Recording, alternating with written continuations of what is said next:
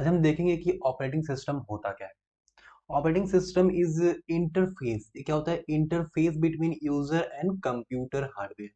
अब देखो, इसे समझने के लिए हमने तो एक डिफिनेशन बोल दिया है कि it is interface between user and computer hardware, लेकिन समझो क्या होता है।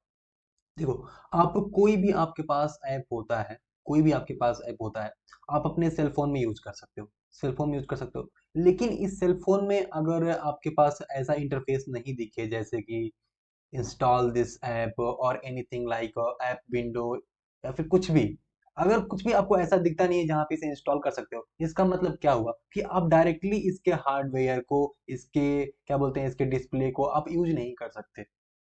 तो बेसिकली जो आपका ऑपरेटिंग सिस्टम होता है ना, एक इंटरफेस होता है, एक अलग तरह का सिस्टम सॉफ्टवेयर होता है। क्या होता है? सिस्टम सॉफ्टवेयर होता है। सिस्टम सॉफ्टवेयर होता है।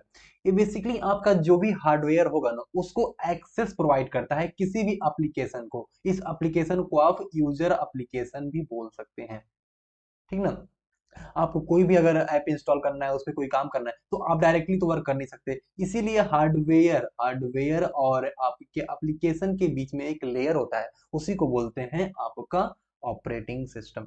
ठीक, अब अगर आप लैपटॉप के थ्रू देखेंगे तो आप विंडो का नाम सुने होंगे, विंडो का नाम आपने सुना होगा। तो विंडो क्या है? विंडो एक ऑपरेटिंग सिस्टम है, जो कि कोई भी ऐप है, कोई भी यूजर अगर काम करता है, या फिर मान लो कि आपके पास एक म्यूजिक का एप्लीकेशन है, उसमें आपको म्यूजिक प्ले करना है, तो आपके पास उसके स्पीकर का एक्सेस डायरेक्टली थोड़ी मिल जाएगा कि मतलब आप इंस्टॉल कर लीजिए फिर से इसे सुन लीजिए। आप ऐसे थोड़ी डायरेक्ट कर सकते। इसीलिए आपके पास सिस्टम हार्डवेयर के बीच में एक लेयर होता है। क्या होता है? एक लेयर होता है या फिर एक इंटरफेस होता है, जो कि इस एप्लीकेशन को चलने के लिए एक इन्वायरमेंट प्रोवाइड करता है। वही बेसिकली क्या होता है? ऑपरेटिंग सिस्टम होता है। आई थिंक आप यहाँ ऑपरेटिंग सिस्टम समझ चुके होंगे। ऑपरेटिंग सिस्टम क्या होता है कि कोई भी सिस्टम है, उसके हार्डवेयर को एक्सेस करने के लिए हम कोई भी ऐसा सॉफ्टवेयर यूज कर सकते हैं, उसी को बोलते हैं ऑपरेटिंग सिस्टम। अब देखिए, आप अपना डिफिनेशन पे आते हैं। Operating system is a interface between user and computer hardware. आप यहाँ पे एप्लीकेशन भी बोल सकते हैं, यूजर एप्लीकेशन भी बोल सकते हो। आई थिंक आप समझ चुके होंगे कि ऑपरेटिंग सिस्टम क्या होता है। ठीक, देखिए, जैसे विंडो हो गया आपका ऑपरेटिंग सिस्टम, लिनक्स हो गया आपका ऑपरेटिंग सिस्टम। ये आपके क्या है? ये आपके लैपटॉप कैटेगरी या फिर कंप्यूटर कैटेगरी में आपके ऑपरेटिंग सिस्टम है। एंड्रॉइड हो गया, एंड्रॉइड आपका भी क्या है? ऑपरेटिंग सिस्टम है। पहले आप देखते थे कि नोकिया का एक विंडो आता था, वो भी आपका ऑपरेटिंग सिस्टम हुआ करता था। ये क्या है? बेसिकली ऑपरेटिंग सिस्टम है। ऑपरेटिंग सिस्टम एक बहुत ब्रॉड सॉफ्टवेयर है। आप समझो कि देखो, आप ये ऐसे समझो कि आपके हार्डवेयर है ऐसे, हार्डवेयर ऐसे, इसके अपर लेवल पे आपके क्या है? ऑपरेटिंग सिस्टम है, ऑपरेटिंग सिस्टम है। और उसके ऊपर आपके जितना भी एप्लीकेशन यूज करते हो, वो सारे हैं, जो आपके जितने भी ऐप यूज करते हो, वो सारे आपके इसके ऊपर है। आई थिंक आप समझ चुके होंगे कि ऑपरेटिंग सिस्टम क्या होता है। ठीक है, अब एक एग्जांपल ले लेते हैं। इस एग्जांपल से आप एकदम ब्रीफली समझ जाओगे कि ऑपरेटिंग सिस्टम वर्क कैसे करता है। ठीक है, आपने एक प्रोग्राम लिखा जो कि आप एग्जीक्यूट कराओगे, तो एग्जीक्यूटेबल एक फाइल बनेगी जिसे आपको रन कराना होगा। ठीक ना, अगर मान लो सी प्लस प्लस का प्रोग्राम है, इसे आपको रन कराना होगा, तो आप यहाँ रन कराएंगे तो प्रिंट एफ आपने लिखा, इस सिस्टम में प्रिंट हो जाएगा। आपका मॉनिटर जो होगा उसके ऊपर आपका हेलो लिख के आ जाएगा। लेकिन हेलो लिख के आया कैसे? हेलो लिखा कैसे?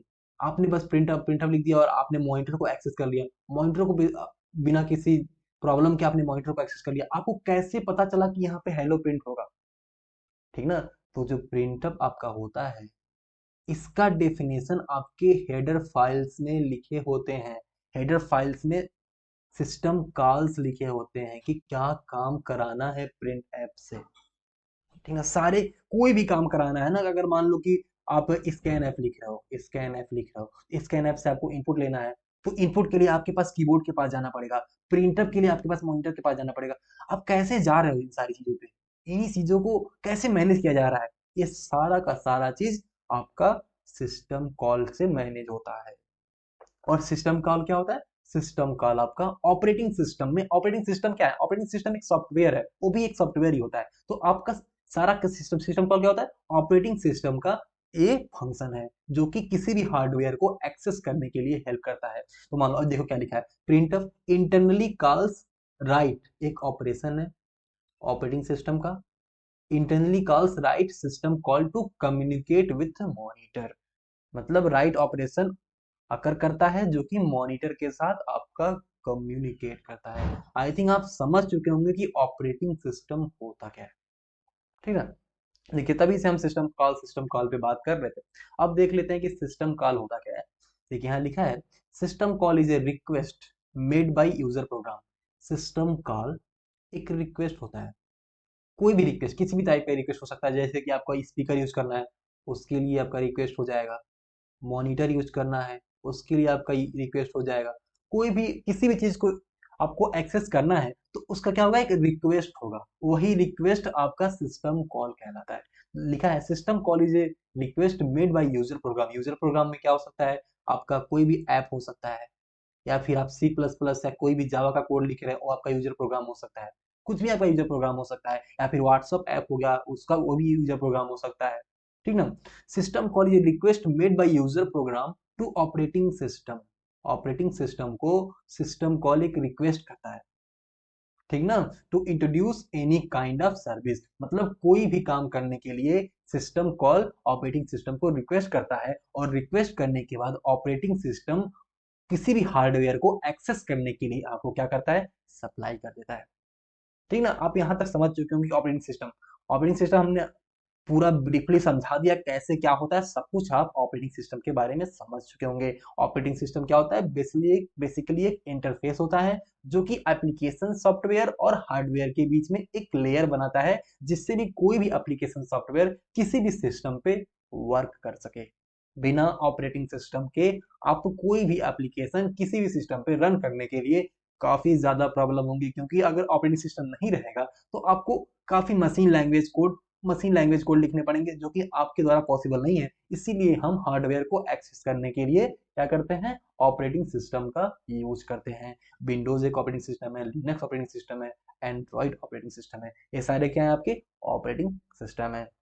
देखिए आई थिंक इतना बताने के बाद ऑपरेटिंग सिस्टम आप समझ चुके होंगे कि ऑपरेटिंग सिस्टम क्या होता है। अब देखिए ऑपरेटिंग सिस्टम को आप एक और नाम बोला जाता है, इसको एक और नाम दिया जाता है जिसको रिसोर्स एलोकेटर। रिसोर्स एलोकेटर का मतलब क्या हुआ कि सिस्टम में बहुत सारे हार्डवेयर हैं, या फिर कोई भी सॉफ्टवेयर भी हो सकता है, हार्डवेयर भी हो सकता है, उसको मान लो, अब देखो समझो एक एप्लीकेशन इधर चल रहा है, एप्लीकेशन नंबर 1 इधर चल रहा है, और एप्लीकेशन नंबर 2 इधर चल रहा है। ये आपका स्पीकर यूज कर रहा है, तो ये भी स्पीकर अगर ये रिक्वेस्ट कर रहा है स्पीकर के लिए, तो स्पीकर क्या हो गया, स्पीकर एक रिसोर्स हो गया। इस रिसोर्स को ऑपरेटिंग सिस्टम क्या कर रहा है, मैनेज करके रखा है। मैं या फिर ऑपरेटिंग सिस्टम ने इस स्पीकर का एक्सेस किसको दिया है, एप्लीकेशन नंबर 1 को, तो रिसोर्स को कैसे कर रहा है, रिसोर्स को मैनेज कर रहा है। फिर अगर एप्लीकेशन 1 से खाली हो गया, एप्लीकेशन 2 को दे देगा गाना बजाने के लिए, फिर कोई भी काम करने के लिए।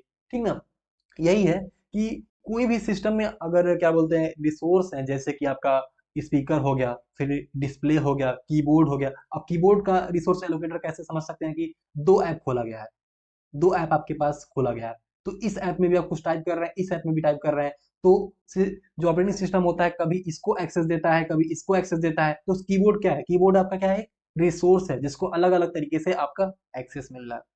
ठीक ना, यही बेसिकली इसीलिए ऑपरेटिंग सिस्टम को हम रिसोर्स एलोकेटर भी बोलते हैं। ठीक ना, हमारे हिसाब से आपको ऑपरेटिंग सिस्टम समझ आ गया होगा। ठीक, अब देखिए, अब रिसोर्स जो है, रिसोर्स हमने बता दिया कि रिसोर्स को मैनेज करता है, कभी इस एप्लीकेशन को देता है, कभी दूसरे एप्लीकेशन को देता है, और मैनेज होता रहता है। तो यहाँ पे जो रिसोर्स है दो तरह का होता है। पहला रिसोर्स क्या हो गया, हार्डवेयर टाइप का, और दूसरा क्या हो गया, सॉफ्टवेयर टाइप। हार्डवेयर टाइप में मेमोरी, मेमोरी तो आपका फिक्स होता है ना, किसी भी कंप्यूटर में मेमोरी फिक्स होता है। तो उस मेमोरी को कौन सा एप्लीकेशन किस टाइम पे यूज कर रहा है, फिर कौन सा डिवाइस किस टाइम पे कौन सा एप्लीकेशन यूज कर रहा है, इन सारी चीजों को क्या बोलते हैं, हार्डवेयर टाइप के रिसोर्स बोलते हैं। और सॉफ्टवेयर टाइप में क्या हो गया कि एक ही साथ बहुत सारे सॉफ्टवेयर, मतलब ऑपरेटिंग सिस्टम में बहुत सारे सॉफ्टवेयर भी पहले से रन होते रहते हैं, तो किस सॉफ्टवेयर को, किस फाइल्स को, किस एप्लीकेशन को प्रोवाइड करना है, किसको प्रोवाइड नहीं करना है, इन सारी चीजों को क्या बोलते हैं, सॉफ्टवेयर टाइप के रिसोर्स बोलते हैं। ठीक, अभी तक आपने क्या देखा, ऑपरेटिंग सिस्टम के बारे में देखा, और ऑपरेटिंग सिस्टम को आप रिसोर्स एलोकेटर भी बोल सकते हैं, तो वो भी हमने देखा कि रिसोर्स एलोकेटर क्यों बोलते हैं।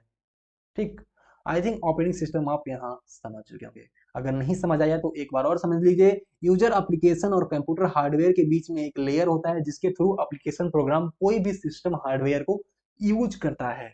बिना ऑपरेटिंग सिस्टम के यूजर एप्लीकेशन को रन करना काफी ज्यादा डिफिकल्ट हो जाएगा।